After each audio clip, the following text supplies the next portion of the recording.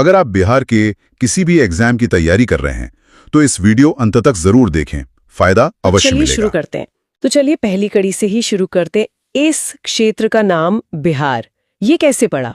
ये हमेशा से एक जिज्ञासा का विषय रहा है। देखिए, स्रोतों के अनुसार इसकी जड़ें हमें 12वीं सदी में मिलती हैं। 12वीं सदी में? जी, उस समय ये क्षेत्र बौद्ध धर्म का एक बहुत बड़ा केंद्र था और यहाँ बौद्ध मठों यानी विहारों की, आप कह सकते हैं, भरमार थी। अच्छा। बौद्ध भिक्षुओं के रहने और प्रार्थना करने की इन जगहों को विहार कहा जाता था और इसी विहार शब्द से समय के साथ इस पूरे प्रदेश का नाम बिहार पड़ गया। ये सच में दिलचस्प है कि कैसे एक धार्मिक सांस्कृतिक पहचान पूरे राज्य के नाम का आधार बन गई। तो ये तो हुई नाम की बात। अब जरा इसके भूगोल को समझते हैं। भारत के नक्शे पर बिहार कहाँ स्थित है और इसके निर्देशांक क्या हैं? बिहार भारत के उत्तर पूर्व भाग में स्थित एक भू-आबद्ध राज्य है। भू-आबद्ध मतलब लैंडलॉक्ड? जी, यानी इसकी कोई सीमा समुद्र से नहीं लगती। अगर हम इसके तकनीकी निर्देशांकों की बात करें तो इसका अक्षांशीय विस्तार है 24 डिग्री 20 मिनट 10 सेकंड नॉर्थ से 27 डिग्री 31 मिनट 15 सेकंड नॉर्थ तक। ठीक है। और देशांतरीय विस्तार है 83 डिग्री 19 मिनट 50 सेकंड ईस्ट से 88 डिग्री 17 मिनट 40 सेकंड ईस्ट तक। ये तो हुए सटीक आंकड़े। पर एक आम इंसान के लिए या परीक्षा की तैयारी कर रहे छात्रों के लिए इन नंबर्स का मतलब क्या है? क्या ये निर्देशांक बिहार की जलवायु या भौगोलिक स्थिति में कुछ खास बताते हैं? हाँ, बिल्कुल बताते हैं। ये निर्देशांक हमें बताते हैं कि बिहार पूरी तरह से उपोष्ण कटिबंधीय यानी सब ट्रॉपिकल क्षेत्र में है और कर्क रेखा इसके ठीक दक्षिण से गुजरती है। अच्छा। और इसी भौगोलिक स्थिति की वजह से यहाँ गंगा के मैदान की उपजाऊ जमीन है, मानसून का गहरा प्रभाव रहता है और यहाँ की जलवायु कृषि के लिए बहुत अनुकूल है। लेकिन यही स्थिति इसे बाढ़ जैसी प्राकृतिक आपदाओं के प्रति संवेदनशील भी बनाती है और इन्हीं निर्देशांकों के कारण राज्य की आकृति मतलब मोटे तौर पर आयताकार बनती है। तो भूगोल ने जमीन तैयार की। अब देखते हैं कि इस जमीन पर आधुनिक बिहार राज्य की स्थापना का ऐतिहासिक सफर कैसा रहा। ये एक दिन में तो नहीं हुआ होगा? नहीं, ये क्रमिक प्रक्रिया थी। इसकी शुरुआत हुई 12 दिसंबर 1911 को। 1911? जी, जब दिल्ली दरबार में किंग जॉर्ज पंचम ने बंगाल से अलग एक बिहार प्रांत बनाने की घोषणा की। ये एक ऐतिहासिक क्षण था।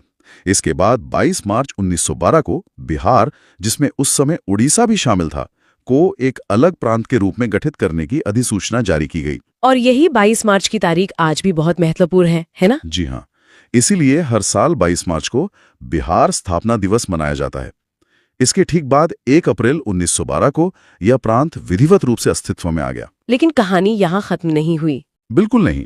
1 अप्रैल 1936 को बिहार और उड़ीसा को 2 अलग-अलग राज्य बना दिया गया और फिर आजादी के कई दशकों बाद 15 नवंबर 2000 को बिहार का अंतिम विभाजन हुआ, जब झारखंड बना। जी, जब इसके दक्षिणी हिस्से के 46% भूभाग को अलग करके झारखंड नाम का नया राज्य बनाया गया। तो ये थे राज्य के बनने और बंटने के अहम पड़ाव।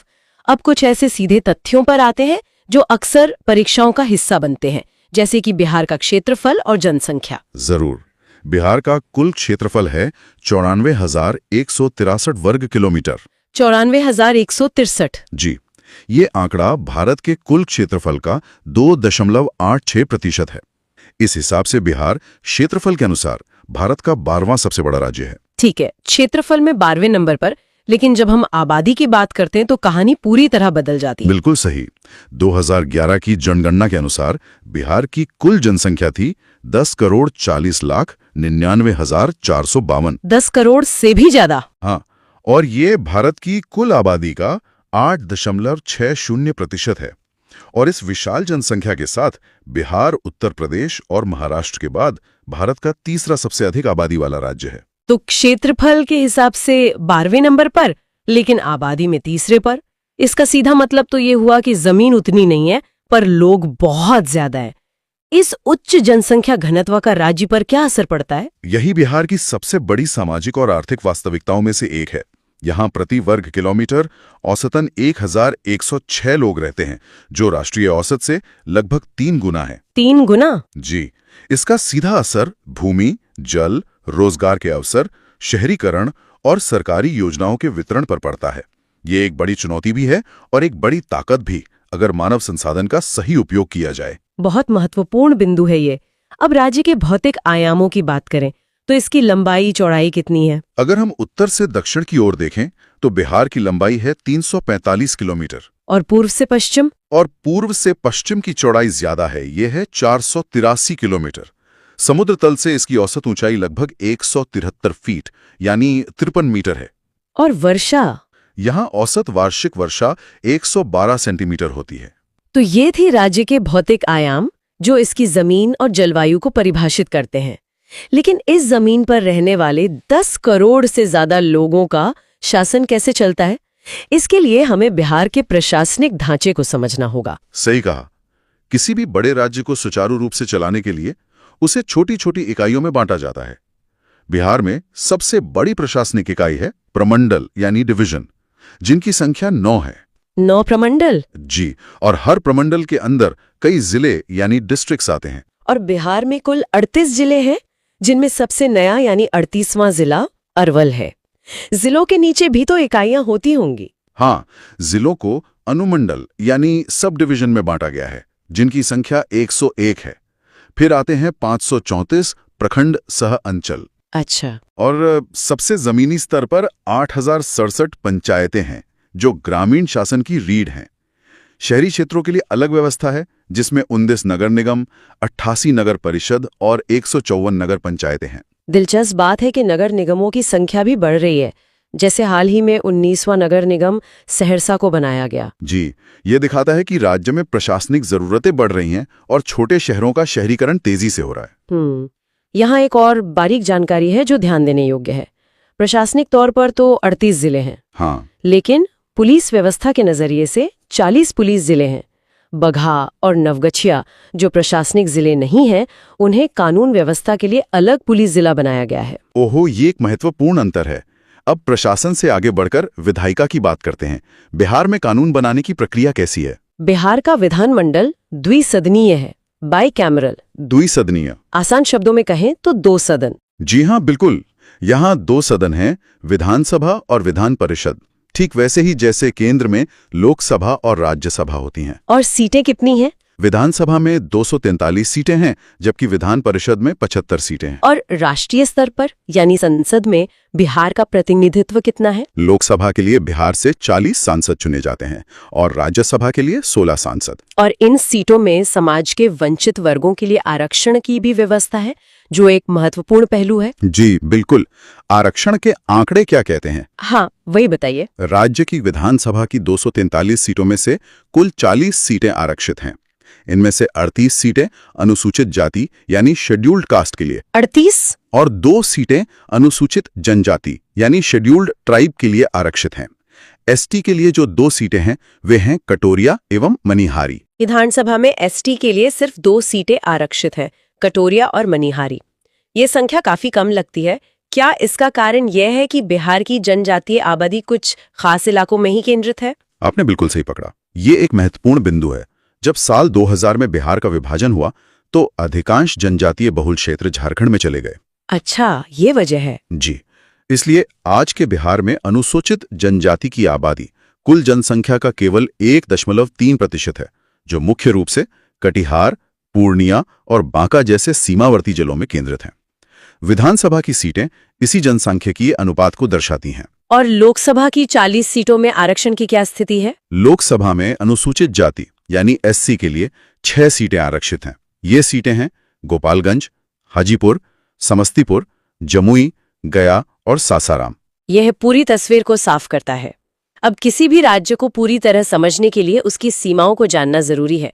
बिहार के पड़ोसी कौन कौन है? बिहार की चौहद्दी बहुत दिलचस्प है। इसके उत्तर में कोई भारतीय राज्य नहीं बल्कि नेपाल देश है। एक अंतर्राष्ट्रीय सीमा? जी, ये एक 729 किलोमीटर लंबी अंतर्राष्ट्रीय सीमा है। नेपाल से बिहार के 7 जिले सीमा साझा करते हैं। पश्चिम चंपारण, पूर्वी चंपारण, सीतामढ़ी, मधुबनी, सुपौल, अररिया और किशनगंज। ये पूरा तराई का इलाका है। उत्तर में नेपाल हो गया। दक्षिण, पूर्व और पश्चिम में कौन है? दक्षिण में झारखंड है, जो कभी बिहार का ही हिस्सा था। झारखंड से 8 जिलों की सीमा लगती है। रोहतास, औरंगाबाद, गया, नवादा, जमुई, बांका, भागलपुर और कटिहार। और पूर्व में? पूर्व में पश्चिम बंगाल है, जिससे 3 जिले सीमा बनाते हैं, किशनगंज, पूर्णिया और कटिहार। और पश्चिम में उत्तर प्रदेश है, जिससे 8 जिले जुड़े हैं। कौन कौन से? रोहतास, कैमूर, बक्सर, भोजपुर, सारण, सिवान, गोपालगंज और पश्चिम चंपारण। यहाँ ये ध्यान देना रोचक है कि कटिहार जिला पूर्व में पश्चिम बंगाल और दक्षिण में झारखंड दोनों से सीमा साझा करता है। इसी तरह रोहतास पश्चिम में उत्तर प्रदेश और दक्षिण में झारखंड दोनों को छूता है। निश्चित रूप से ये सीमावर्ती जिले अक्सर मिलीजुली संस्कृति वाले होते हैं। ये सीमाएं सिर्फ राजनीतिक नहीं बल्कि सांस्कृतिक और भाषाई आदान प्रदान का माध्यम भी होती हैं। अच्छा, हर राज्य की एक पहचान होती है, अपने प्रतीक होते हैं। ये जानना दिलचस्प होगा कि बिहार ने किन प्रतीकों को अपनी पहचान के रूप में चुना है। क्या इनमें भी कोई कहानी छिपी है? जरूर छिपी है। बिहार का राजकीय चिन्ह बोधि वृक्ष है। बोधि वृक्ष जी, जो ज्ञान का प्रतीक है और गया में स्थित उसी वृक्ष को दर्शाता है जिसके नीचे बुद्ध को ज्ञान प्राप्त हुआ था। ये राज्य की ऐतिहासिक और आध्यात्मिक विरासत को सलाम करता है। और भाषा और प्रकृति से जुड़े प्रतीक कौन से हैं? प्रथम राजकीय भाषा हिंदी है और द्वितीय राजकीय भाषा का दर्जा उर्दू को दिया गया है। राजकीय वृक्ष पीपल है जो बोधि वृक्ष का ही एक रूप है। राजकीय पुष्प गेंदा है जो हर जगह आसानी से मिल जाता है और राजकीय मछली देसी मांगुर है। मैंने सुना है कि राजकीय पशु और पक्षी हाल के वर्षों में बदले गए हैं। जी, 2013 में एक महत्वपूर्ण बदलाव हुआ। पहले राजकीय पशु रीछ यानी भालू था, जिसे बदलकर बैल कर दिया गया। बैल? हाँ, बैल कृषि प्रधान अर्थव्यवस्था और मेहनत का प्रतीक है। इसी तरह पहले राजकीय पक्षी फाख्ता था, जिसे बदलकर गौरैया कर दिया गया। गौरैया? जी, ये एक छोटा सा बदलाव लग सकता है, लेकिन यह शहरीकरण के कारण गायब हो रही गौरैया को बचाने और आम जनजीवन से जुड़े प्रतीकों को अपनाने की दिशा में एक बड़ा वैचारिक कदम था। ये वाकई एक गहरा संदेश देता है। अब बिहार के राजकीय गीतों की बात करते हैं। बिहार का राजकीय गीत है मेरे भारत के कंठहार, तुझको सत सत वंदन बिहार। इसके गीतकार सत्यनारायण हैं और संगीतकार हैं मशहूर बांसुरी वादक हरिप्रसाद चौरसिया और संतूर वादक शिव कुमार शर्मा। अच्छा। इसे 2012 में अपनाया गया था। इसके अलावा राज्य का एक प्रार्थना गीत भी है, मेरी रफ्तार पर सूरज की किरण नाज करे। तो ये थी प्रतीकों की कहानी। अब अंत में उस प्रशासनिक ढांचे पर वापस लौटते हैं जिसकी हमने बात की थी। 9 प्रमंडल, इनमें 38 जिले बटे हुए हैं। अब हम हर एक जिले का नाम तो नहीं लेंगे, वो बहुत लंबी सूची हो जाएगी, लेकिन क्या इन प्रमंडलों में कोई खास पैटर्न है? इन्हें समझने का कोई आसान तरीका? हाँ, इन्हें भौगोलिक और सांस्कृतिक क्षेत्रों के रूप में देखना ज्यादा उपयोगी है। हम एक संक्षिप्त अवलोकन कर सकते हैं। हाँ, वो बेहतर होगा। जैसे उत्तर पश्चिम में है सारण प्रमंडल, जिसमें सारण, सिवान, गोपालगंज हैं, और तिरहुत प्रमंडल, जिसमें पश्चिम चंपारण से लेकर मुजफ्फरपुर और वैशाली तक 6 जिले हैं। अच्छा। ये घनी आबादी वाले और कृषि आधारित क्षेत्र हैं। फिर उत्तर पूर्व में दरभंगा प्रमंडल, मतलब मधुबनी, दरभंगा, समस्तीपुर। कोशी प्रमंडल, जिसमें सहरसा, सुपौल, मधेपुरा हैं। और पूर्णिया प्रमंडल, यानी अररिया, किशनगंज, पूर्णिया, कटिहार। ये तो कोसी बेल्ट वाले इलाके हो गए। जी, ये एक क्षेत्र अपनी मिथिला संस्कृति, मखाना उत्पादन और कोसी नदी की बाढ़ की चुनौतियों के लिए जाने जाते हैं। ये तो हुए गंगा के उत्तर के प्रमंडल। दक्षिण में क्या स्थिति है? गंगा के दक्षिण में केंद्र में है पटना प्रमंडल, जिसमें राजधानी पटना के साथ साथ नालंदा, भोजपुर, बक्सर, कैमूर और रोहतास जैसे 6 ऐतिहासिक जिले हैं। ये तो प्रशासनिक केंद्र हो गया। बिल्कुल। और इसके दक्षिण में है मगध प्रमंडल, जिसमें गया, औरंगाबाद, नवादा, जहानाबाद, अरवल शामिल है। इसका नाम प्राचीन मगध साम्राज्य पर है। और दक्षिण पूर्व में है मुंगेर प्रमंडल, जिसमें 6 जिले हैं, और सबसे छोटा भागलपुर प्रमंडल, जिसमें सिर्फ भागलपुर और बांका हैं, जो अपने सिल्क उद्योग के लिए जाना जाता है। जी, और विक्रमशिला विश्वविद्यालय की विरासत के लिए भी। इस तरह से देखने पर पूरी तस्वीर साफ हो जाती है। तो ये थी बिहार के सामान्य परिचय से जुड़ी संपूर्ण जानकारी। हमने नामकरण के पीछे की कहानी से लेकर राज्य के भूगोल, इतिहास, जनसंख्या, प्रशासन और प्रतीकों तक हर पहलू को छूने की कोशिश की। इन तथ्यों को याद रखना तो महत्वपूर्ण है, लेकिन एक विचारणीय प्रश्न ये भी है कि शासन के लिए बनाई गई ये जो प्रशासनिक सीमाएं हैं, ये राज्य की प्राकृतिक भौगोलिक विशेषताओं जैसे नदियों, मैदानों और ऐतिहासिक सांस्कृतिक क्षेत्रों के साथ कैसे तालमेल बिठाती हैं? एक बहुत ही गहरा सवाल है। क्या ये प्रमंडल और जिले मिथिला, मगध, भोजपुर जैसे सांस्कृतिक क्षेत्रों के अनुरूप हैं, या कभी-कभी ये विकास और प्रबंधन में नई चुनौतियां पैदा करती हैं? इस पर विचार करना विषय की समझ को और गहरा। बिहार को संरचना के आधार पर मुख्य रूप से 3 भौतिक भागों में बांटा गया है। 3 भागों में, लेकिन एक आंकड़ा सबसे पहले ध्यान खींचता है कि राज्य का लगभग 96% हिस्सा मैदानी है। जी, 96%। ये एक बहुत ही बड़ा आंकड़ा है। इसका मतलब तो ये हुआ कि बिहार की पहचान, उसकी अर्थव्यवस्था, उसकी संस्कृति, सब कुछ इसी विशाल मैदान से जुड़ा हुआ है। बिल्कुल सही कहा आपने। बिहार की कहानी असल में उसके मैदानों की ही कहानी है। इन मैदानों का निर्माण गंगा और उसकी सहायक नदियों द्वारा लाए गए निक्षेपों मतलब अवसादों से हुआ है। हजारों सालों में। जी हाँ, हजारों सालों में। लेकिन इस विशाल मैदान के अलावा 2 और हिस्से हैं जो बिहार के भूगोल को पूरा करते हैं। तो चलिए सबसे पहले उस हिस्से की बात करते हैं जो मैदानी नहीं है। शुरुआत करते हैं उत्तर पश्चिम से। राज्य के बिल्कुल उत्तर पश्चिम कोने में हमें पर्वतीय या तराई क्षेत्र मिलता है। ये पश्चिम चंपारण जिले में है ना? हाँ, मुख्य रूप से पश्चिम चंपारण में।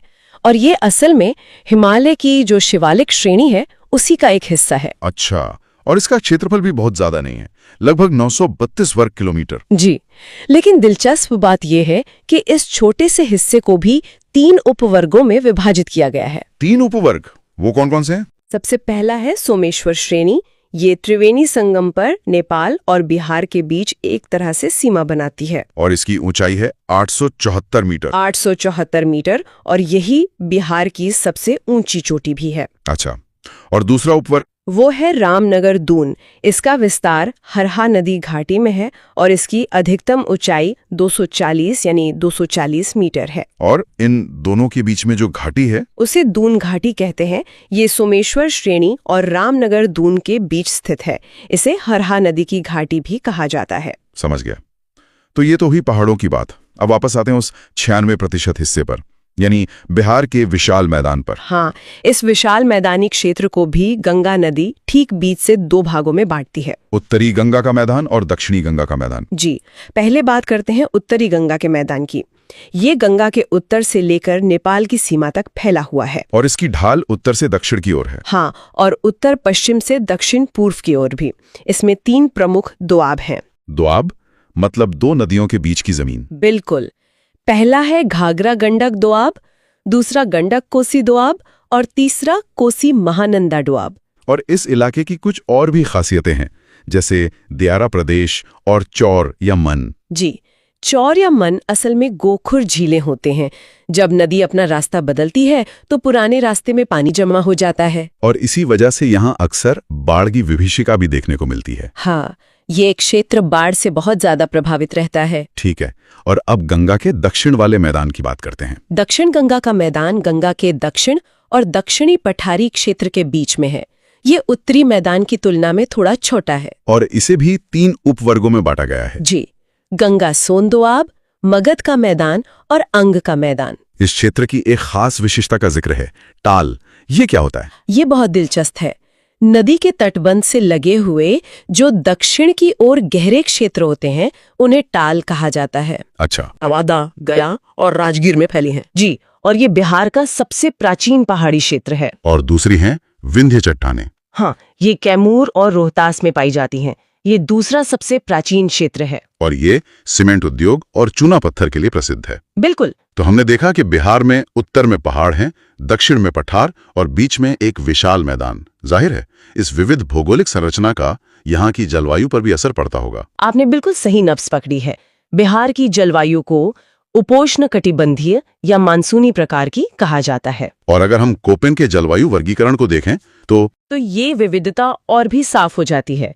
कोपेन के अनुसार उत्तरी बिहार को CWG और दक्षिणी बिहार को AW के रूप में वर्गीकृत किया गया है। तो ये कोड सुनने में काफी तकनीकी लगते हैं। अगर इसे आम भाषा में समझें तो इनका क्या मतलब हुआ? सरल शब्दों में CWG का मतलब है एक ऐसा मानसूनी मौसम जहां सर्दियां सूखी होती हैं, जो उत्तरी मैदानों के लिए सटीक है। वहीं AW एक तरह से उष्ण कटिबंधीय सवाना जलवायु को दिखाता है, जो दक्षिणी पठारी क्षेत्रों के लिए ज्यादा उपयुक्त है। समझ गया।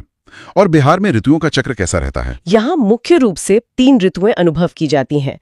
मार्च से मध्य जून तक ग्रीष्म ऋतु। इस दौरान गर्म हवाएं चलती हैं, जिन्हें लू कहते हैं। जी, और गया राज्य का सबसे गर्म स्थान है, जहां तापमान 47 डिग्री सेल्सियस तक पहुंच जाता है। 47 डिग्री सेल्सियस। और इसी मौसम में बंगाल की खाड़ी से आने वाले चक्रवात को नार्वेस्टर या काल वैशाखी कहा जाता है। हाँ, जो अचानक तेज बारिश और हवा लाते हैं। इसके बाद आती है वर्षा ऋतु, जून मध्य से अक्टूबर मध्य तक।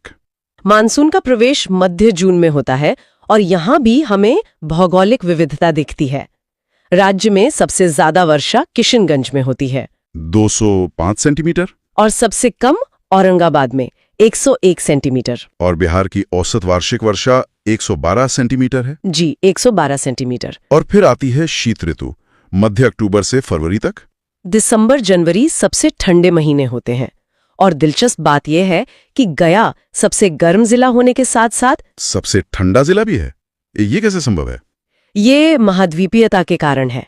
समुद्र से दूरी ज्यादा होने की वजह से जमीन गर्मियों में बहुत गर्म और सर्दियों में बहुत ठंडी हो जाती है। अच्छा, और इस मौसम में होने वाली हल्की वर्षा रबी की फसल के लिए बहुत लाभदायक होती है। हाँ, खासकर गेहूं के लिए। और कृषि के दृष्टिकोण से बिहार को 3 कृषि जलवायु क्षेत्रों में भी बांटा गया है। जी, 3 जोन में। जोन 1 उत्तर पश्चिमी क्षेत्र है जिसमें 13 जिले आते हैं। जोन 2 उत्तर पूर्वी क्षेत्र, इसमें 8 जिले हैं। और ये सर्वाधिक वर्षा वाला क्षेत्र भी है। बिल्कुल। तो यहाँ जूट, धान और चाय की खेती होती होगी। बिल्कुल। और तीसरा है जोन 3 यानी दक्षिणी क्षेत्र। इसे भी आगे जोन 3A और जोन 3B में बांटा गया है। हाँ, यहाँ बांगर मिट्टी पाई जाती है और गेहूं, दाल, चना प्रमुख फसलें हैं। तो हमने जमीन और मौसम को समझ लिया।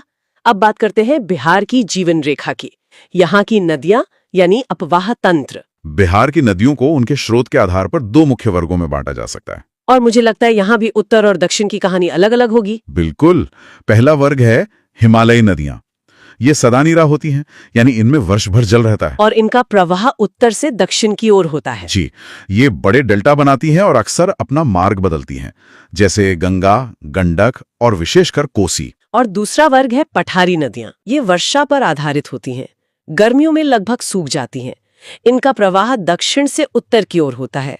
तो ये भी गंगा में ही मिलती हैं। हाँ, और ये छोटे डेल्टा बनाती हैं या सीधा गमन करती हैं, जैसे सोन, पुनपुन, फल्गु। चलिए अब कुछ प्रमुख नदियों का विवरण देखते हैं। शुरुआत सबसे महत्वपूर्ण नदी गंगा से करते हैं। नदी है गंगा, उद्गम है गंगोत्री और संगम है बंगाल की खाड़ी। और बिहार में इसकी लंबाई 445 किलोमीटर है। 445 किलोमीटर।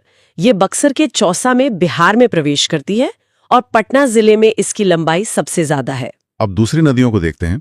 घाघरा। इसका उद्गम तिब्बत में मानसरोवर से है और ये सारण में गंगा से मिलती है। बिहार में इसकी लंबाई 83 किलोमीटर है। और इसका एक और नाम सुरयू भी है। जी, और इसकी सहायक नदियां राप्ती और छोटी गंडक है। अगली नदी है गंडक। इसका उद्गम नेपाल में है और ये सोनपुर में गंगा में मिलती है। बिहार में इसकी लंबाई 260 किलोमीटर है। इसे नारायणी और शालिग्रामी भी कहते हैं। हाँ, और त्रिवेणी संगम पर इस पर एक बराज भी बनाया गया है। अब बात करते हैं बूढ़ी गंडक की। इसका उद्गम सोमेश्वर पहाड़ी से है और ये खगड़िया में गंगा से मिलती है। और बिहार में इसकी लंबाई 320 किलोमीटर है। 320 किलोमीटर और ये उत्तर से गंगा में मिलने वाली सबसे लंबी सहायक नदी है। इसका एक और नाम सिखरैना भी है। जी हाँ। अगली नदी है बागमती। इसका उद्गम महाभारत श्रेणी से है और ये सीधे गंगा में नहीं बल्कि कोसी में मिलती है। और बिहार में इसकी लंबाई 394 किलोमीटर। 394 किलोमीटर। एक दिलचस्प तथ्य ये है कि नेपाल की राजधानी काठमांडू इसी नदी के तट पर है। और अब आते हैं उस नदी पर जिसे बिहार का शोक कहते हैं, कोसी। नदी है कोसी, उद्गम है नेपाल का गोसाई स्थान और संगम है गंगा में कुर्सिला के पास। बिहार में इसकी लंबाई 260 किलोमीटर है। लेकिन ये बिहार का शोक क्यों कहलाती है? सिर्फ बाढ़ की वजह से? सिर्फ बाढ़ नहीं, बल्कि इसकी अविश्वसनीय रूप से बदलती धारा की वजह से। ये हिमालय से भारी मात्रा में गाद लेकर आती है और मैदानों में आकर उसे जमा कर देती है, जिससे इसका अपना ही रास्ता रुक जाता है। बिल्कुल। और फिर पानी को बहने के लिए नया रास्ता खोजना पड़ता है। इसी वजह से ये नदी पिछले कुछ 100 सालों में बहुत ज्यादा पश्चिम की ओर खिसक चुकी है और हर बार तबाही लाती है। वरदान और अभिशाप एक ही सिक्के के 2 पहलू लगते हैं। हमारे पास जो स्रोत हैं वो एक ऐसी तस्वीर दिखाते हैं जहां नदियां जीवन भी देती हैं और सब कुछ छीन भी लेती हैं, जहां की मिट्टी बेहिसाब उपजाऊ है लेकिन उसी पर आपदाओं का साया भी मंडराता है। चलिए इस जटिल तस्वीर को समझने की शुरुआत उस चीज से करते हैं जो बिहार को आकार देती है, पानी। बिल्कुल। और बिहार में पानी का मतलब सिर्फ गंगा या कोसी नदी नहीं है। इसका मतलब है वो बड़े बड़े इंजीनियरिंग मार्वल्स, वो प्रोजेक्ट्स जो 100 साल से भी ज्यादा समय से इस रीजन की किस्मत तय कर रहे हैं। ये इंसान की प्रकृति को कंट्रोल करने की कहानी है। स्रोतों में सबसे पहले सोन परियोजना का जिक्र है, जो 1874 की है, मतलब लगभग 150 साल पुरानी। ये बात अपने आप में हैरान करती है। हाँ, लेकिन जब हम सुनते हैं कि 150 साल पुरानी सोन परियोजना आज भी काम कर रही है, तो मन में ये सवाल भी उठता है, क्या ये वाकई आज के हिसाब से रेलेवेंट है, या ये सिर्फ एक पुरानी, कम कुशल व्यवस्था है जिसे हम किसी तरह खींच रहे हैं? बहुत अच्छा सवाल है। देखिए, सोन परियोजना सिर्फ एक बांध और नहरों का नेटवर्क नहीं है, ये एक इकोनॉमिक इंजन था। इसी की वजह से तत्कालीन शाहाबाद का इलाका, जो आज रोहतास और कैमूर है, बिहार का चावल का कटोरा बना। अच्छा। तो इसकी रेलेवेंस तो आज भी है। लेकिन हाँ, आपकी बात सही है कि पुरानी इंफ्रास्ट्रक्चर की अपनी चैलेंजेस होती हैं। पर ये परियोजनाएं उस दौर की सोच को दिखाती हैं कि प्रकृति को बांधकर ही समृद्धि लाई जा सकती है। और इसके बाद गंडक और कोसी परियोजनाएं आईं, जो नेपाल के साथ मिलकर बनाई गईं। हाँ, और यहीं पर कहानी थोड़ी और कॉम्प्लेक्स हो जाती है। गंडक प्रोजेक्ट ने उत्तर पश्चिम बिहार में सिंचाई को बूस्ट किया, लेकिन कोसी, जिसे बिहार का शोक या सौरो ऑफ बिहार कहते हैं, उसने दिखाया कि नदियों को कंट्रोल करना कितना मुश्किल और कभी-कभी विनाशकारी भी हो सकता है। 1954 में हनुमान नगर में बांध तो बना, लेकिन कोसी अपना रास्ता बदलने के लिए कुख्यात है। ये प्रोजेक्ट्स सिर्फ सिंचाई नहीं, बल्कि इंटरनेशनल डिप्लोमेसी और इकोलॉजिकल चैलेंजेस की भी कहानी कहते हैं। प्रोजेक्ट से हटकर बिहार में प्राकृतिक जल स्रोत भी तो हैं, जैसे झरने और झीलें। बिल्कुल, और यहाँ भी विविधता देखने को मिलती है। नवादा में ककोलत जैसा खूबसूरत झरना है, तो रोहतास में बिहार का सबसे ऊंचा दुर्गावती जलप्रपात। लेकिन असली खजाना है यहाँ की झीलें, जिन्हें हम वेटलैंड्स कहते हैं। बेगूसराय की कांवड़ झील तो एक सुपरस्टार है। सुपरस्टार क्यों? स्रोतों में इसे रामसर स्थल और एशिया की सबसे बड़ी गोखुर झील कहा गया है। ये सुनने में तो बहुत इम्प्रेसिव लगता है, पर इसका मतलब क्या है? उनके लिए ऑस्कर जीतने जैसा है। अरे वाह! हाँ, ये एक इंटरनेशनल रिकॉग्निशन है कि ये जगह पूरी दुनिया के इकोसिस्टम के लिए जरूरी है। ये प्रवासी पक्षियों के लिए एक 5 स्टार होटल की तरह है, जहाँ वो हजारों किलोमीटर की उड़ान के बाद आकर रुकते हैं। अच्छा। और गोखुर झील या ऑक्सबो लेक का मतलब है कि ये कभी एक नदी का हिस्सा थी, जो बाद में नदी से कटकर एक अलग झील बन गई, ठीक गाय के खुर की तरह। कांवड़ झील इसी का एशिया में सबसे बड़ा उदाहरण है। वाह, ये तो सच में फैसिनेटिंग है। और स्रोतों में गर्म पानी के स्रोतों का भी जिक्र है। राजगीर और मुंगेर में ब्रह्मकुंड को सबसे गर्म बताया गया है। हाँ, ये गर्म जलकुंड बिहार की एक और यूनिक जियोलॉजिकल पहचान है। ये सिर्फ पर्यटन या धार्मिक आस्था के केंद्र नहीं है, बल्कि ये इस बात का सबूत है कि जमीन की सतह के नीचे काफी हलचल है। ये एक तरह से रिमाइंडर है कि ये क्षेत्र जियोलॉजिकली एक्टिव है, जो हमें बाद में भूकंप वाले हिस्से से भी कनेक्ट करेगा। सहीगा। पानी की यही कहानी जमीन पर भी दिखती है। जिस तरह नदियां उत्तर और दक्षिण बिहार को अलग अलग पहचान देती हैं, उसी तरह वे वहां की मिट्टी के कैरेक्टर को भी तय करती हैं।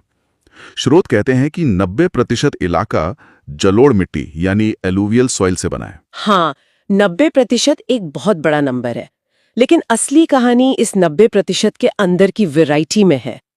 गंगा नदी बिहार को बीच से 2 हिस्सों में बांटती है, और इन दोनों हिस्सों की मिट्टी की कहानी बिल्कुल अलग है। तो चलिए पहले उत्तर बिहार की मिट्टी को समझते हैं। यहाँ किस तरह की मिट्टी मिलती है? उत्तर बिहार की मिट्टी को आप नदियों का तोहफा कह सकते हैं। हिमालय से आने वाली नदियां हर साल अपने साथ उपजाऊ मिट्टी की एक नई परत लेकर आती हैं। इसमें सबसे इम्पॉर्टेंट है नवीन जलोढ़ या खादर मिट्टी। ये वो इलाके हैं जहां हर साल बाढ़ आती है। तो ये खादर मिट्टी हर साल बाढ़ से नहीं हो जाती है? इसका मतलब क्या ये है कि किसानों को खाद या उर्वरक डालने की जरूरत ही नहीं पड़ती, या ये उतना सीधा नहीं है? काफी हद तक ये सही है। ये नेचुरल फर्टिलाइजेशन का एक प्रोसेस है। इसी वजह से ये इलाके धान, जूट, मक्का और गन्ने के लिए जबरदस्त प्रोडक्टिव हैं। ये गहरे भूरे रंग की बहुत फर्टाइल मिट्टी होती है। अच्छा। इसके अलावा उत्तर में नेपाल बॉर्डर से लगे इलाकों में तराई मिट्टी है, जो थोड़ी दलदली होती है, और कुछ ऊंचे इलाकों में पुरानी जलोढ़ या बांगर मिट्टी है, जहां बाढ़ का पानी नहीं पहुंचता। तो वो खादर जितनी उपजाऊ नहीं होती? बिल्कुल नहीं। ठीक है। तो उत्तर बिहार मतलब नदियों का दिया हुआ ताजा उपजाऊ तोहफा। अब गंगा के दक्षिण में चलें तो कहानी कैसे बदलती है? दक्षिण बिहार की मिट्टी की कहानी बिल्कुल अलग है। यहाँ के सबसे कह सकते हैं जादुई मिट्टी है टाल मिट्टी। टाल मिट्टी? हाँ, इसे एक प्राकृतिक स्पंज की तरह समझिए। ये गंगा के दक्षिणी किनारे पर बक्सर से भागलपुर तक एक पतली पट्टी में मिलती है। मानसून में ये पानी से लबालब भर जाती है और जब पानी उतरता है तो ये महीनों तक उस नमी को अपने अंदर पकड़े रहती है। तो मतलब टाल इलाके में रबी की फसल जैसे दालों के लिए इरिगेशन की जरूरत ही नहीं पड़ती। ये तो कमाल है। एग्जैक्टली यही वजह है कि ये जमीन दालों के लिए सोना उगलती है, बिना किसी अतिरिक्त सिंचाई के। ये प्रकृति के वाटर हार्वेस्टिंग सिस्टम का एक बेहतरीन उदाहरण है। इसके अलावा दक्षिण में एक और दमदार मिट्टी है जिसे स्थानीय भाषा में करैल के वाल कहते हैं। ये भी पुरानी जलोढ़ मिट्टी ही है, लेकिन इसकी खासियत है इसकी पानी सोखने की जबरदस्त क्षमता। मतलब ये मिट्टी भी पानी को किसी स्पंज की तरह पी जाती है। हाँ, लेकिन ये भारी चिकनी मिट्टी होती है। एक बार बारिश हो गई तो ये लंबे समय तक नमी बनाए रखती है, जो इसे खेती के लिए एक तरह से सुपरस्टार बना देती है। सही। और फिर दक्षिण के पठारी किनारों पर लाल पीली या बलथर मिट्टी मिलती है जिसमें आयरन ज्यादा होता है। ये उतनी उपजाऊ नहीं होती, इसलिए यहाँ मोटे अनाज जैसे ज्वार बाजरा उगाए जाते हैं। तो आप देख सकते हैं कि कैसे मिट्टी तय करती है कि थाली में क्या आएगा। बिल्कुल। पानी और जमीन की बात हो गई, अब जमीन के ऊपर जो हरी चादर है यानी जंगल, उसकी बात करते हैं। हमारे पास 2021 की फॉरेस्ट सर्वे रिपोर्ट के आंकड़े हैं जो कहते हैं कि बिहार में वनावरण यानी फॉरेस्ट कवर सिर्फ 7.84% है। हाँ, और अगर इसमें वृक्षावरण यानी ट्री कवर जो जंगलों के बाहर के पेड़ हैं उसे भी जोड़ दें, जो कि 2.48% है, तो कुल मिलाकर यह आंकड़ा 10.32% पर पहुंचता है।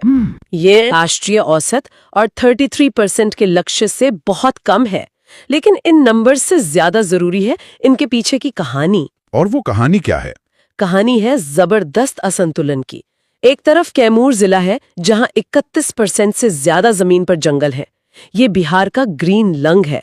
इसके बाद पश्चिमी चंपारण और रोहतास आते हैं। और दूसरी तरफ शेखपुरा जैसा जिला है जहां फॉरेस्ट कवर लगभग 0 है। ये दिखाता है कि जंगल बिहार में हर जगह नहीं है, बल्कि कुछ पॉकेट्स में कॉन्सेंट्रेटेड है। यहाँ एक और बड़ा विरोधाभास नजर आता है। रिपोर्ट कहती है कि 2019 की तुलना में वनीकरण में सबसे ज्यादा वृद्धि बांका जिले में हुई। हाँ, लेकिन सबसे ज्यादा नुकसान कैमूर जिले में हुआ। ये तो बहुत अजीब बात है। एक तरफ हम बांका में पेड़ लगा रहे हैं और दूसरी तरफ कैमूर में, जो हमारा सबसे घना जंगल है, वहां नुकसान हो रहा है। नेटमेट हम कहाँ जा रहे हैं? आपने बिल्कुल सही नब्ज पकड़ी है। इसे ऐसे समझिए, जैसे आप एक तरफ अपने बगीचे में 10 नए पौधे लगा रहे हैं और दूसरी तरफ आपके घर के सबसे पुराने, सबसे घने और मजबूत पेड़ को कोई काट रहा है। तो क्या आप सच में आगे बढ़ रहे हैं? ये सवाल पॉलिसी मेकर्स के लिए है कि हम नए पेड़ लगाने के साथ साथ अपने सबसे कीमती पुराने जंगलों को बचाने पर कितना ध्यान दे रहे हैं। कैमूर में नुकसान का मतलब है कि हम अपना कोर एसेट खो रहे हैं। और इन्हीं जंगलों में बिहार के वन्यजीव रहते हैं। यहाँ तो कुछ बहुत इंपॉर्टेंट नेशनल पार्क्स और सेंचुरीज भी हैं। हाँ, और इसमें सबसे ऊपर है पश्चिमी चंपारण का वाल्मीकि नगर राष्ट्रीय उद्यान। ये बिहार का इकलौता नेशनल पार्क और टाइगर रिजर्व भी है। ये बिहार की शान है, लेकिन कुछ और भी हैं जो अपनी अलग पहचान रखते हैं। जैसे भागलपुर में विक्रमशिला डॉल्फिन अभयारण्य। ये भारत का पहला सैंक्चुअरी है जो खास तौर पर गंगा की डॉल्फिन, जो हमारा राष्ट्रीय जलीय जीव है, उसके संरक्षण के लिए बनाया गया है। अच्छा। फिर पटना का संजय गांधी जैविक उद्यान है, जो सिर्फ एक चिड़ियाघर नहीं है बल्कि गैंडों के प्रजनन के लिए दुनिया के सबसे सफल केंद्रों में से एक बन गया है। और क्षेत्रफल के हिसाब से देखें तो कैमूर अभयारण्य राज्य का सबसे बड़ा प्रोटेक्टेड एरिया है। तो हमने उपजाऊ मिट्टी, नदियों और जंगलों की बात की, लेकिन कहानी का दूसरा पहलू यानी अभिशाप वाला हिस्सा अब आता है, प्राकृतिक आपदाएं। स्रोत बताते हैं कि बिहार के 38 में से 28 जिले बाढ़ प्रभावित हैं। ये आंकड़ा तो चौंकाने वाला है। ये आंकड़ा बिहार की सबसे बड़ी और सबसे दर्दनाक सच्चाई है। भारत का कुल जितना भी बाढ़ प्रभावित क्षेत्र है उसका 16.5% अकेले बिहार में है। 16.5%? हाँ, आप सोचिए, देश का लगभग हर छठा बाढ़ प्रभावित इंसान बिहार से है। ये मुख्य रूप से उत्तर बिहार की समस्या है, जहां हिमालय से आने वाली नदियां अपने साथ बेहिसाब पानी और गाद लाती हैं। और कहानी का वो डुअलिटी वाला एंगल यहाँ भी है, जहां उत्तर बिहार पानी में डूबता है, वहीं दक्षिण बिहार पानी के लिए तरसता है। बिल्कुल। राज्य का लगभग 20% हिस्सा जो मुख्य रूप से दक्षिण बिहार में है, वो सूखे से प्रभावित रहता है। ये एक ही राज्य के भीतर पानी की अधिकता और पानी की कमी का एक टेक्स्ट बुक एग्जाम्पल है। ये बिहार की सबसे बड़ी ज्योग्राफिकल चैलेंज है। बाढ़ और सूखे के अलावा एक और अदृश्य खतरा है, भूकंप। हाँ, और इसे अक्सर नजरअंदाज कर दिया जाता है। बिहार भूकंप के लिहाज से बहुत संवेदनशील है क्योंकि ये हिमालयन फॉल्ट लाइन के पास है। इसे 3 जोन में बांटा गया है।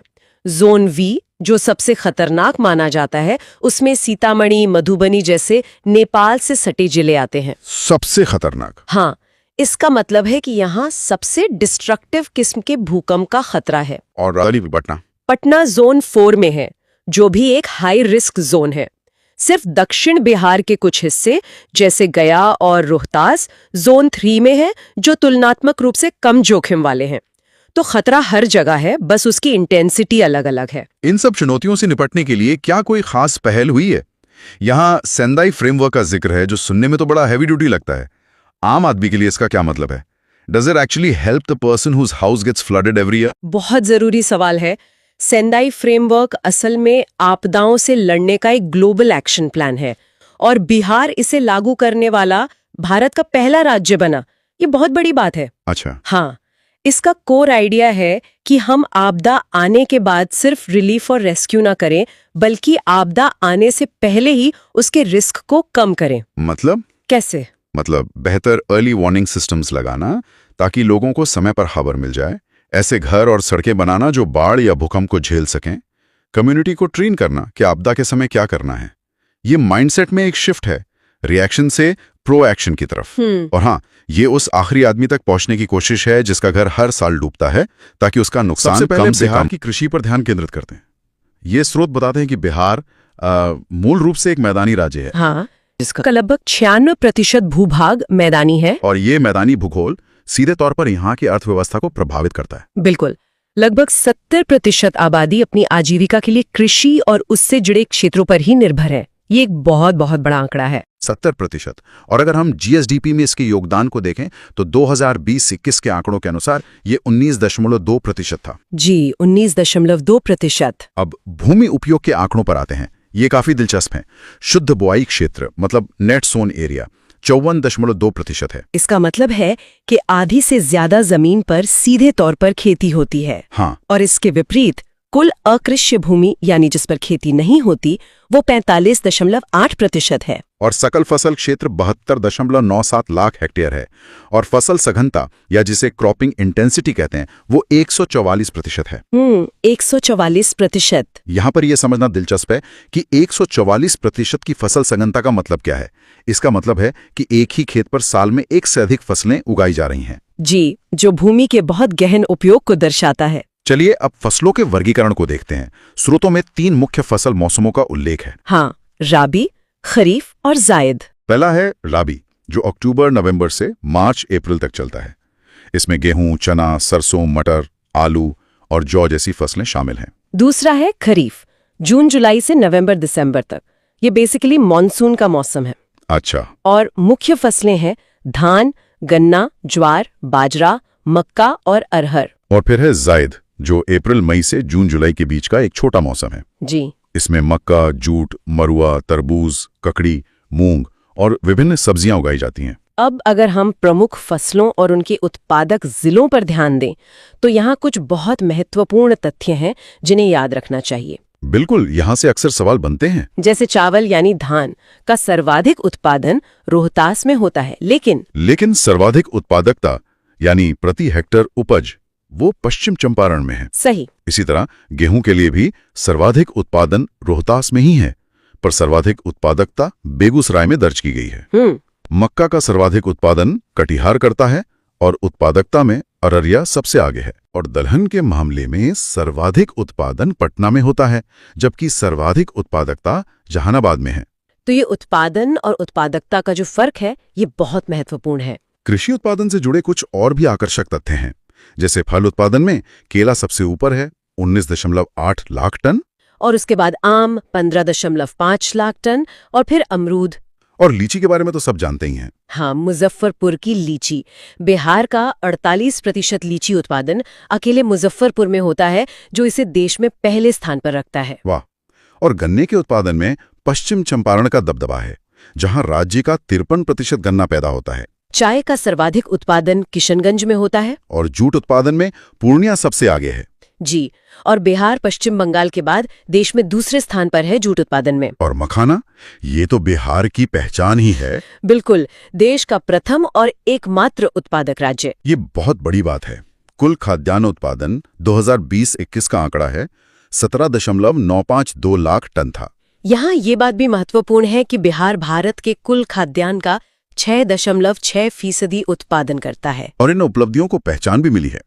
बिहार को 5 बार कृषि कर्मण पुरस्कार मिला है। जी, 5 बार। 2011-12 में चावल के लिए, हाँ। 2012-13 में गेहूं के लिए, अच्छा। 2015-16 और 2016-17 दोनों साल मक्का के लिए। यानी लगातार 2 साल मक्का के लिए। हाँ, और फिर 2017-18 में दोबारा गेहूं के लिए। कृषि के विकास को गति देने के लिए कृषि रोड मैप की भी एक श्रृंखला रही है। जी। प्रथम रोड मैप 2008 से 2012 तक था। जी। द्वितीय 2012 से 2017 तक। और तृतीय 2017 से 2022 तक था, जिसे 1 वर्ष के लिए 2023 तक बढ़ाया भी गया। जी, उसे 1 साल का एक्सटेंशन मिला था। और अब चौथा कृषि रोड मैप लागू है, जो 1 अप्रैल 2023 से 31 मार्च 2028 तक चलेगा। और इसका मुख्य फोकस है जलवायु अनुकूल कृषि पर, जो कि समय की मांग है। बिल्कुल, और इन सब के लिए सिंचाई महत्वपूर्ण है। बिहार में सिंचाई का मुख्य साधन है नलकूप, जिससे 64% सिंचाई होती है। 64%, मतलब 2/3 निर्भरता नलकूप पर है। इसके अलावा नहर, तालाब और पाइन का भी उपयोग होता है। चलिए, तो अब कृषि से आगे बढ़कर पशुपालन पर बात करते हैं। जी, जो खेती का एक बहुत ही महत्वपूर्ण हिस्सा है। 2019 के आंकड़ों के अनुसार राज्य में पशुओं की कुल संख्या 365.4 लाख थी। और पशुधन में 10% की वृद्धि देखी गई थी। हाँ, ये एक अच्छी ग्रोथ है। उत्पादन के आंकड़े जो 2020-21 के हैं, वो भी काफी प्रभावशाली हैं। दुग्ध उत्पादन 115.01 लाख टन, अंडा उत्पादन 301.32 करोड़, मछली उत्पादन 6.83 लाख टन, और मांस का उत्पादन 3.85 लाख टन रहा। अगर हम जिलों के हिसाब से देखें तो कुछ अग्रणी जिले हैं। जी, इसमें भी एक तरह का क्षेत्रीय वितरण दिखता है। गाय और बैल की सबसे ज्यादा संख्या पूर्णिया में है। और भैंसों के लिए मधुबनी, बकरियों के लिए अररिया, और मुर्गी या बत्तख के लिए कटिहार। ठीक है। अब बिहार के खनिज संसाधनों पर एक नजर डालते हैं। ये एक दिलचस्प कहानी है। बहुत दिलचस्प। खासकर झारखंड के विभाजन के बाद बिहार में मात्र 2 से 3% खनिज ही शेष रह गए। सिर्फ 2 से 3%? जी, और ये मुख्य रूप से राज्य के दक्षिणी सीमा पर धारवाड़ और विंध्य क्रम की चट्टानों में पाए जाते हैं। चलिए, अब एक एक करके प्रमुख खनिजों और उनके उत्पादक जिलों को देखते हैं। पहला है चूना पत्थर। ये रोहतास की पहाड़ी और कैमूर में मिलता है। इसकी मुख्य विशेषता यह है कि ये सीमेंट उद्योग का कच्चा माल है। इसके बाद है पाइराइट। पाइराइट तो बिहार की एक तरह से मोनोपोली है। ये रोहतास के अमझौर में पाया जाता है। और इसमें फैसिनेटिंग बात यह है कि भारत के कुल पाइराइट भंडार का 95% बिहार में है। 95%? ये गंधक का स्रोत है और इसका उपयोग उर्वरक और कागज उद्योग में होता है। फिर आता है अभ्रक। ये नवादा, गया, जमुई और मुंगेर में मिलता है। और यहाँ विश्व का उच्च कोटि का अभ्रक पाया जाता है, जो विद्युत का कुचालक होता है। सोना। इसके उत्पादक क्षेत्र हैं जमुई, जहां करमिटिया इलाका है, मुंगेर और पश्चिम चंपारण। और हाल ही में जमुई में सोने के विशाल भंडार का पता चला है, जो एक बहुत बड़ी खबर है। बिल्कुल। चीनी मिट्टी की बात करें तो ये भागलपुर, बांका और मुंगेर में मिलती है, जिससे बर्तन और विद्युत प्रतिरोधक उपकरण बनाए जाते हैं। क्वार्ट्जाइट मुंगेर में, खड़गपुर की पहाड़ियों में, जमुई और गया में मिलता है और इसका उपयोग भवन निर्माण में होता है। और बॉक्साइट, जो एल्यूमिनियम का अयस्क है, वो भी मुंगेर की खड़गपुर पहाड़ी में ही पाया जाता है। और शोरा, ये सारण, मुजफ्फरपुर, बेगूसराय और पूर्वी चंपारण में मिलता है। जी, जिसका उपयोग विस्फोटक यानी बारूद बनाने में होता है। इसके अलावा कुछ और भी खनिज हैं। यूरेनियम गया और नवादा में मिलता है, जिसका उपयोग ऊर्जा उत्पादन में होता है। और स्लेट, जो एक सजावटी पत्थर है, वो मुंगेर के खड़गपुर में पाया जाता है। गैलेना बांका में मिलता है और इसका उपयोग परमाणु संयंत्रों और पेंट उद्योग में होता है। और अंत में पेट्रोलियम की मौजूदगी पश्चिमी चंपारण में बताई गई है। जी, जिसकी संभावनाएं तलाशी जा रही हैं। तो इन स्रोतों से बिहार की कृषि आधारित अर्थव्यवस्था की एक बहुत व्यापक तस्वीर मिलती है, जिसमें पशुपालन और सीमित लेकिन महत्वपूर्ण खनिज संसाधनों का भी योगदान है। चावल और गेहूं के उत्पादन से लेकर मखाना और लीची में देश में अग्रणी होने तक कृषि यहाँ की रीढ़ है। साथ ही विभाजन के बाद खनिजों की कमी के बावजूद पाइराइट और सोने के नए भंडारों जैसी संभावना है। भविष्य के लिए नए रास्ते खोलती हैं। और चौथे, कृषि रोडमैप का जलवायु अनुकूल कृषि पर ध्यान केंद्रित करना भी एक बहुत दूरदर्शी कदम है। निश्चित रूप से। बिल्कुल। शुरुआत करते हैं उस चीज से जिसके बिना कुछ नहीं चलता, ऊर्जा। 2020-21 के आंकड़े बताते हैं कि कुल उत्पादन 6422 मेगावाट था। लेकिन यहाँ एक आंकड़ा है जो मुझे चौंका रहा है। प्रति व्यक्ति उपभोग यानी हर इंसान औसतन सिर्फ 350 किलोवाट घंटा बिजली इस्तेमाल करता है। हाँ, ये बहुत कम है। इसे समझने के लिए ये भारत के राष्ट्रीय औसत का लगभग कितना होगा, 1/4? बिल्कुल। और ये सिर्फ एक आंकड़ा नहीं है, ये अपने आप में एक पूरी कहानी है। इसका मतलब है कि घरेलू जरूरतों के लिए तो शायद बिजली पहुंच रही है, लेकिन ये वो स्तर नहीं है जो एक बड़े औद्योगिक विकास के लिए जरूरी होता है। हाँ, ये दिखाता है कि उद्योग चलाने के लिए या यहाँ तक कि आधुनिक कृषि उपकरण चलाने के लिए भी ऊर्जा की भारी कमी है। हर घर बिजली एक बहुत बड़ी उपलब्धि है, लेकिन ये हर फैक्ट्री बिजली से बहुत दूर है। और खपत में भी काफी अंतर है। वही, जब हम देखते हैं कि सबसे ज्यादा खपत पटना, गया और मुजफ्फरपुर जैसे बड़े शहरों में है, तो इससे साफ पता चलता है कि शहरों और गांवों में बिजली की खपत में कितना बड़ा फासला है। ये एक बहुत जरूरी बात है। लेकिन ये ऊर्जा आती कहाँ से है? मुझे ये देखकर हैरानी हुई कि बिहार में इतनी नदियां हैं, बाढ़ एक सालाना समस्या है, फिर भी जल विद्युत का योगदान इतना कम क्यों है? हाँ, ये सवाल तो बनता है। हमारे स्रोतों के मुताबिक कुल 13 परियोजनाएं मिलकर सिर्फ 54.3 मेगावाट बिजली पैदा करती हैं। ये तो मतलब बहुत ही कम है।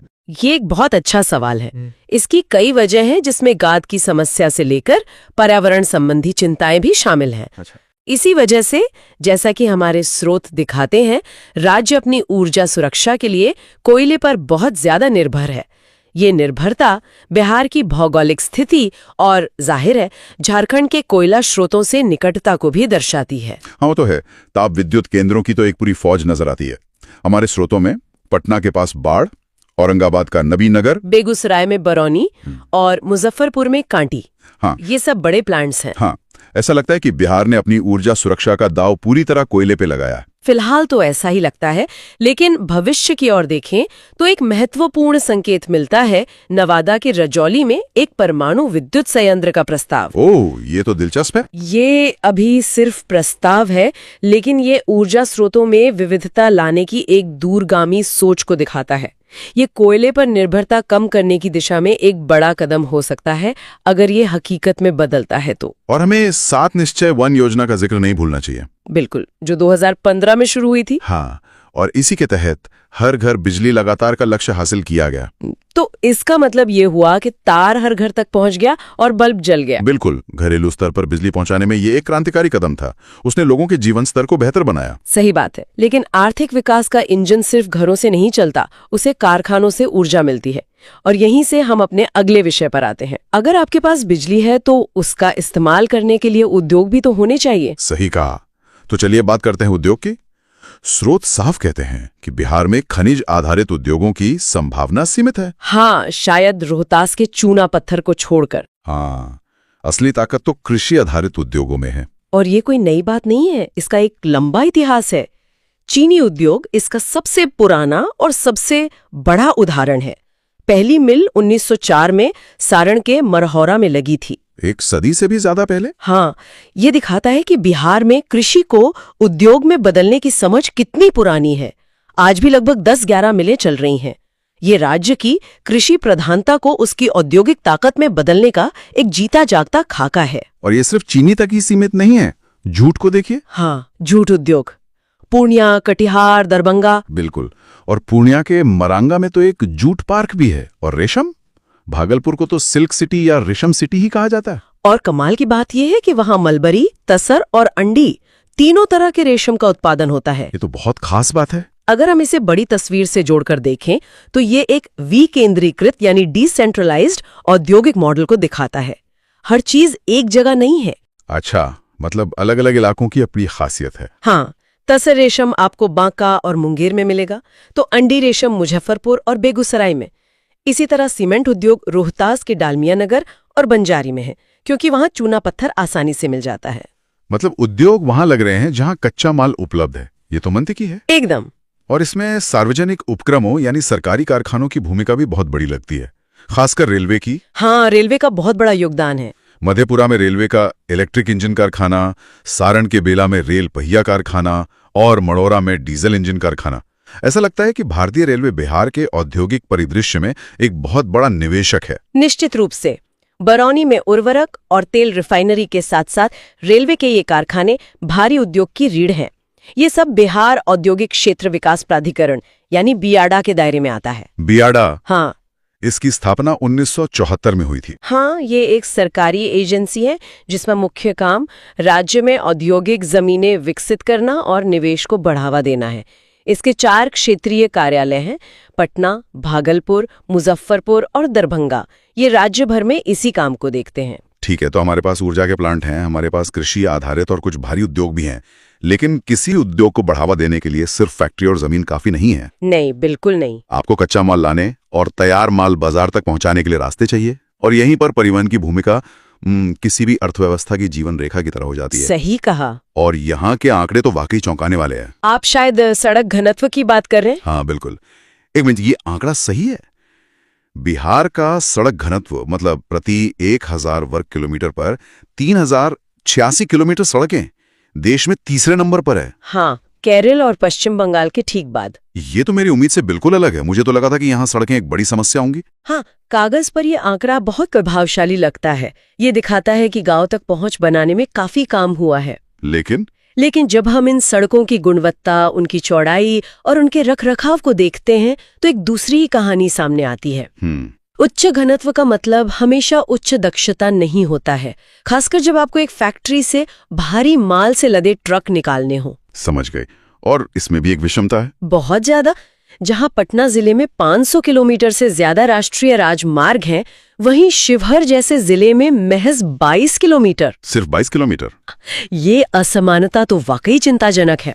अच्छा, अब रेल परिवहन की बात करते हैं, जिसकी एक लंबी विरासत है। हाँ, 1862 से। पहली लाइन 1862 में ही बिछ गई थी। आज राज्य में लगभग 3800 किलोमीटर का रेल नेटवर्क है, और हाजीपुर में पूर्व मध्य रेलवे का मुख्यालय होना भी एक बड़ी रणनीतिक बात है। हाँ, वो एक बड़ा हब है। और भविष्य की ओर देखें तो पटना मेट्रो पर भी काम चल रहा है, जिसका लक्ष्य 2027 रखा गया है। रेल और सड़क के अलावा हवाई और जल परिवहन को भी नजरअंदाज नहीं किया जा सकता। सही बात। पटना और गया में अंतर्राष्ट्रीय हवाई अड्डे हैं जो इसे दुनिया से जोड़ते हैं। और उड़ान योजना, उड़े देश का आम नागरिक। हाँ, उस योजना ने दरभंगा जैसे घरेलू हवाई अड्डों को भी एक नई जिंदगी दी है। इसने उत्तर बिहार के लोगों के लिए दिल्ली मुंबई का सफर बहुत आसान कर दिया है। और अंत में एक ऐसा क्षेत्र जिसमें मुझे लगता है कि सबसे ज्यादा संभावनाएं छिपी हैं, जल परिवहन। हमारे स्रोत बताते हैं कि राष्ट्रीय जलमार्ग 1 जो इलाहाबाद से हल्दिया तक गंगा नदी पर है, उसका एक बहुत बड़ा हिस्सा बक्सर से भागलपुर तक बिहार से होकर गुजरता है। और ये एक बहुत ही महत्वपूर्ण बिंदु है जो हमारी हार्डवेयर बनाम सॉफ्टवेयर वाली बात पर वापस आता है। कैसे? ये जलमार्ग एक बना बनाया हार्डवेयर है, एक सुपर हाईवे है जो पानी पर चलता है। इसमें व्यापार और परिवहन की अपार संभावनाएं हैं जो सड़कों और रेलवे पर बोझ कम कर सकती हैं। सोचिए, भागलपुर का रेशम या उत्तर बिहार की चीनी अगर सीधे नावों और जहाजों के जरिए हल्दिया बंदरगाह तक पहुंच जाएं, तो लागत कितनी कम हो जाएगी। पटना के महेंद्रू घाट पर राष्ट्रीय पोत संस्थान की स्थापना इसी क्षमता को विकसित करने की दिशा में एक बिहार की जनगणना 2011 कहानी की शुरुआत कहां से करें? इसके इतिहास से करते हैं। भारत में जनगणना का सिलसिला काफी पुराना है। पहली बार गिनती हुई थी 1872 में लॉर्ड मेयो के समय, लेकिन वो एक कह सकते हैं अधूरी कोशिश थी। बिल्कुल, एक सिस्टमैटिक मतलब हर 10 साल पे होने वाली नियमित जनगणना की शुरुआत हुई 1881 में लॉर्ड रिपिन के कार्यकाल से। अच्छा। और यहाँ बिहार से जुड़ा एक दिलचस्प तथ्य ये है कि जब 1936 में बिहार उड़ीसा से अलग हुआ, हाँ, तो उसकी अपनी अलग जनगणना पहली बार 1941 में हुई। ये एक तरह से बिहार की अपनी पहचान की गिनती थी। और जिस जनगणना की हम आज बात कर रहे हैं, यानी 2011 की, वो आजाद भारत की 7वीं और कुल मिलाकर 15वीं जनगणना थी। इसके जनगणना आयुक्त थे सी चंद्रमौली। और इसका एक आदर्श वाक्य भी था जो याद रखना जरूरी है, हमारी जनगणना हमारा भविष्य। हमारी जनगणना हमारा भविष्य। बहुत खूब, क्योंकि यही आंकड़े हमें बताते हैं कि हम कहाँ हैं और भविष्य के लिए हमें क्या योजनाएं बनानी हैं। जी। तो चलिए अब सीधे बिहार के 2011 के रिपोर्ट कार्ड पर आते हैं। उस साल बिहार की कुल आबादी कितनी थी? उस वक्त कुल आबादी थी 10,40,99,452। 10,40,00,000। ये संख्या तो अपने आप में बहुत बड़ी है। हाँ, ये पूरे भारत की आबादी का लगभग 8.5% है, मतलब 8.58%। और इस हिसाब से बिहार, उत्तर प्रदेश और महाराष्ट्र के बाद तीसरा सबसे ज्यादा आबादी वाला राज्य बन गया था। जी, तीसरा। ठीक है, तो ये तो हुई कुल आबादी की बात। लेकिन असली कहानी तो तब शुरू होती है जब हम इन आंकड़ों की तुलना पूरे भारत के आंकड़ों से करते हैं। बिल्कुल, यहीं से बिहार की अपनी खास तस्वीर उभरकर सामने आती है। तो चलिए इसी तुलना से शुरू करते हैं। सबसे बड़ा और सबसे महत्वपूर्ण अंतर जो नजर आता है वो है ग्रामीण और शहरी आबादी का। 2011 में बिहार की लगभग 89% आबादी गांव में रहती थी। 89%? 88.7%? ये तो बहुत ही ज्यादा है। राष्ट्रीय स्तर पर ये आंकड़ा क्या था? राष्ट्रीय औसत करीब 69% था, 68.8%। अच्छा। मतलब जहां पूरा देश धीरे धीरे शहरी हो रहा था, वहीं बिहार अपनी आत्मा से एक ग्रामीण राज्य बना हुआ था। बिहार में शहरी आबादी सिर्फ 11.3% थी, जबकि भारत में ये 31% से ज्यादा थी। तो ये आंकड़े मिलकर एक कहानी बताते हैं कि बिहार दिल से एक गांव है। सही। इसका मतलब है कि राज्य की नीतियां, रोजगार और विकास सब कुछ इसी ग्रामीण हकीकत से जुड़ा होना चाहिए। लेकिन इस कहानी में एक और बड़ा मोड़ है, जनसंख्या वृद्धि दर। हाँ, और ये काफी चिंताजनक आंकड़ा है। 2001 से 2011 के बीच बिहार की आबादी 25.42% की रफ्तार से बढ़ी। 25.42%?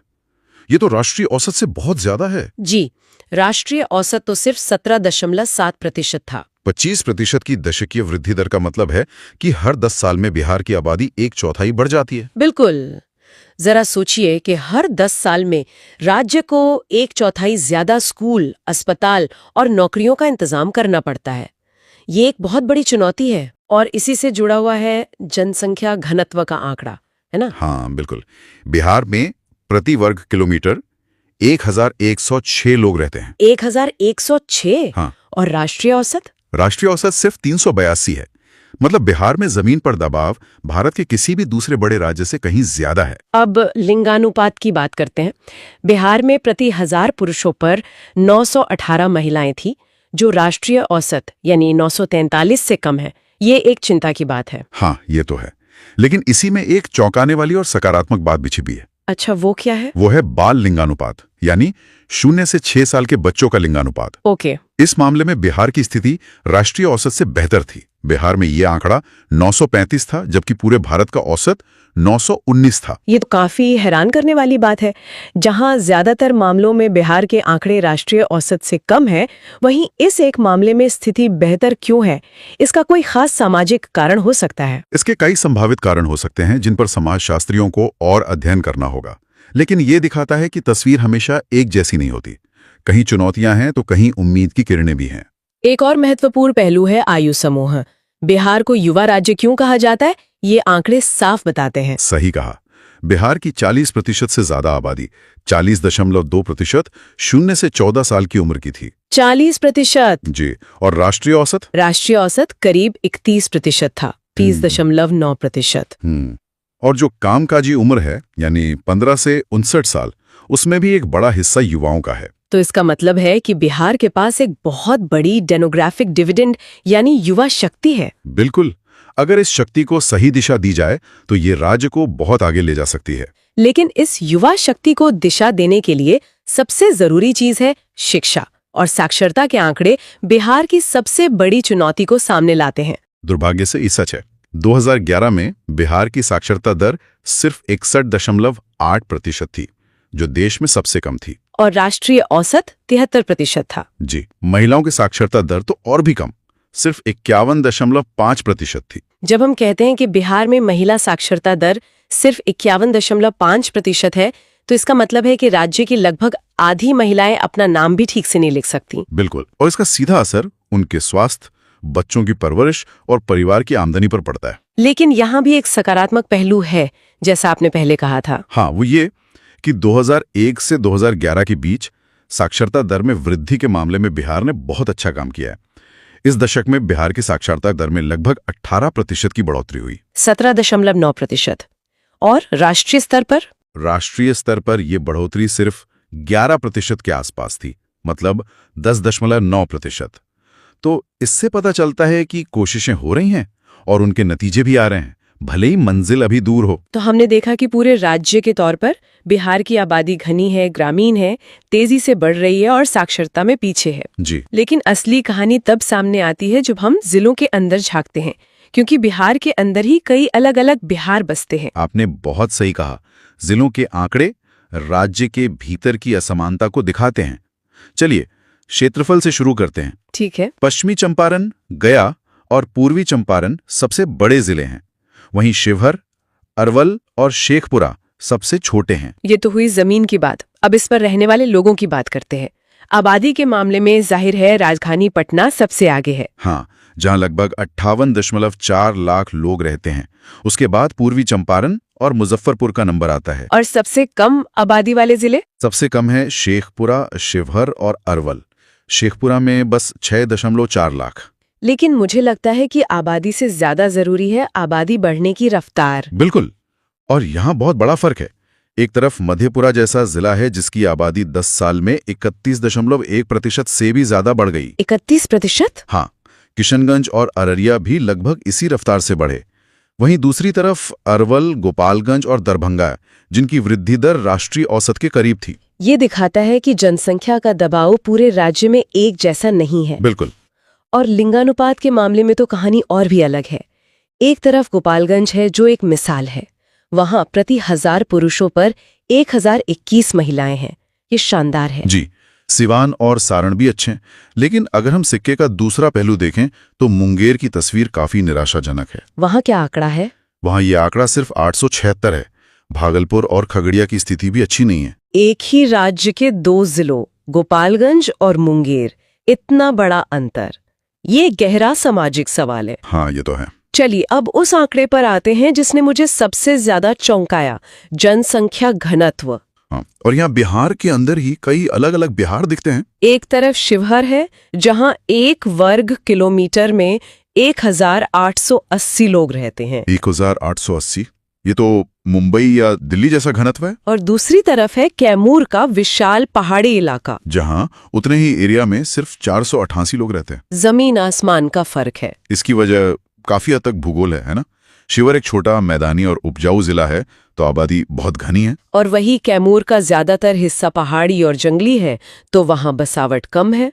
लेकिन ये आंकड़ा प्रशासन के लिए एक बड़ी चुनौती पेश करता है। सही कहा। शिवहर में कम जगह में ज्यादा लोगों तक सुविधाएं पहुंचाना मुश्किल है, तो कैमूर में दूर दूर तक फैले लोगों तक पहुंचना। और यही असमानता शहरीकरण में भी दिखती है।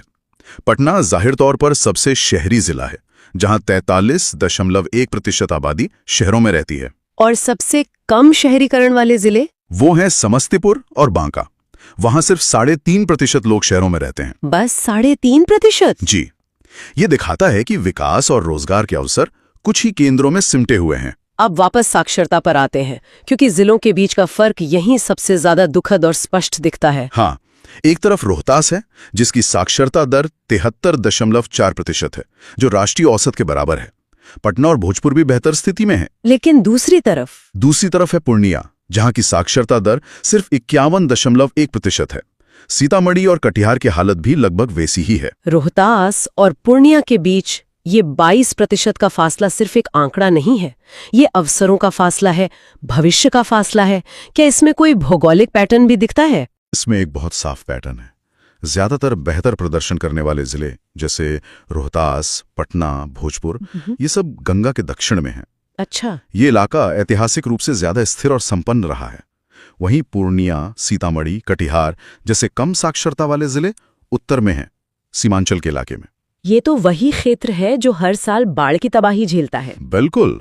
जब हर साल लोगों के सामने घर और जान बचाने की चुनौती हो, तो पढ़ाई लिखाई प्राथमिकता में पीछे छूट ही जाती है। और ये अंतर महिलाओं की साक्षरता में और भी ज्यादा गहरा हो जाता होगा। हाँ, रोहतास में जहां 63% महिलाएं साक्षर हैं, वहीं सहरसा में यह आंकड़ा सिर्फ 41.7% पर सिमट जाता है। अंत में अनुसूचित जाति और जनजाति की आबादी के वितरण को भी देखना जरूरी है। ठीक है। गया, नवादा और औरंगाबाद जैसे दक्षिण मध्य बिहार के जिलों में अनुसूचित जाति की आबादी का प्रतिशत सबसे ज्यादा है।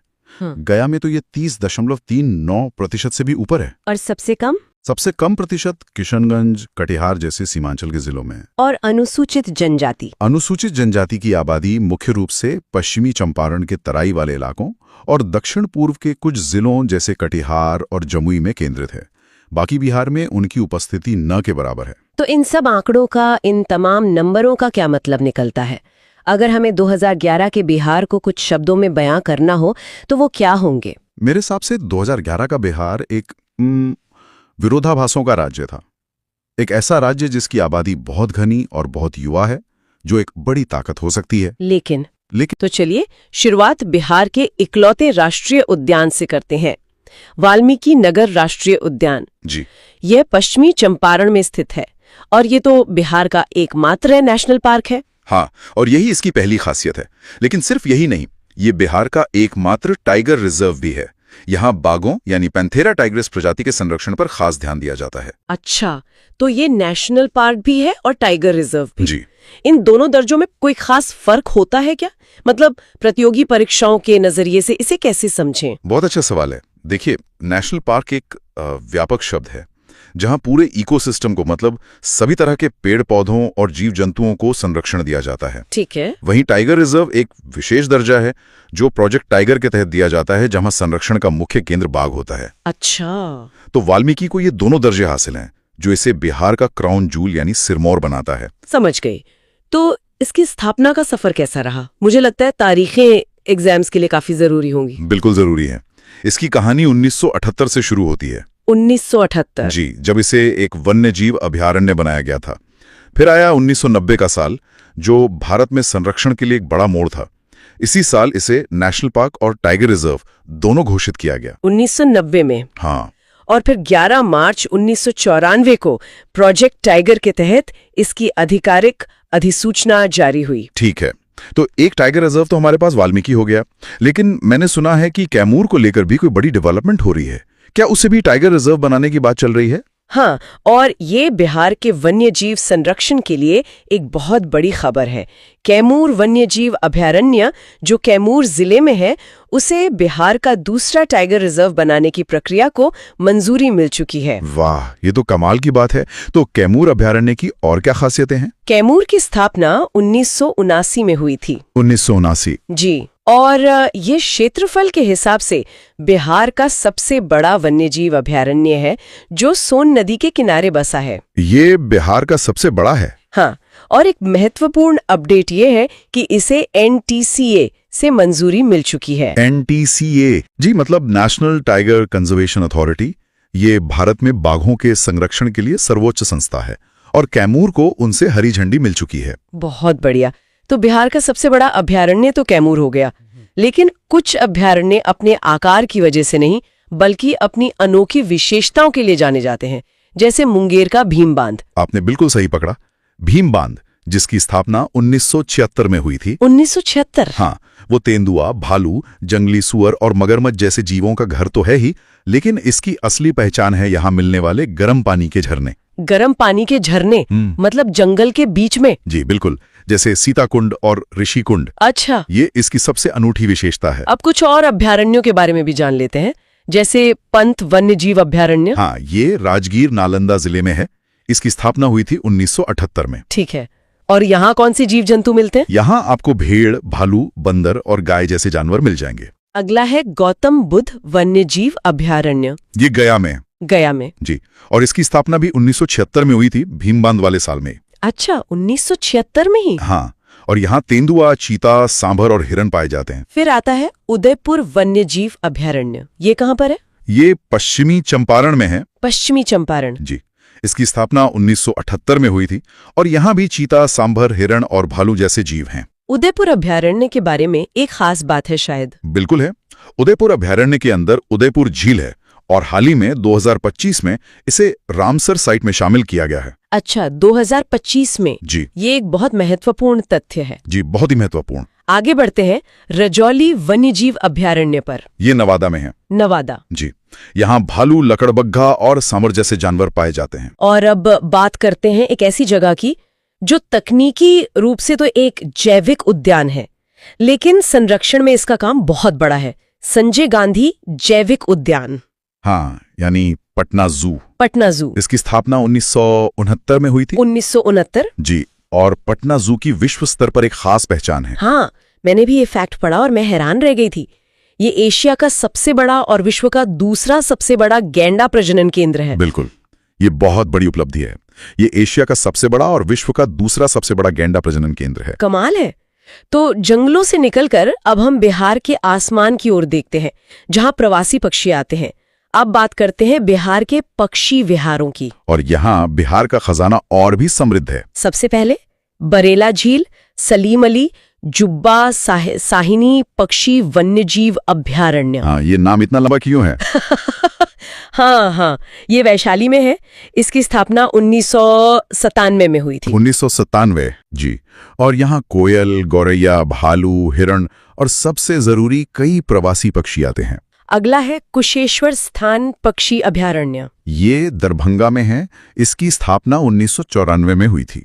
ठीक है, 1994। और इसका मुख्य तथ्य यह है कि ये उत्तरी बिहार का सबसे बड़ा पक्षी अभ्यारण्य है। और यहाँ की सबसे बड़ी खासियत वो खास मेहमान है जो हर साल सर्दियों में आते हैं, साइबेरियन क्रेन। बिल्कुल, हर साल अक्टूबर में यहाँ साइबेरियन क्रेन आते हैं, हजारों किलोमीटर की उड़ान भरकर। अब चलते हैं जमुई, जहां हाल ही में संरक्षण की दुनिया में एक बड़ी हलचल हुई है।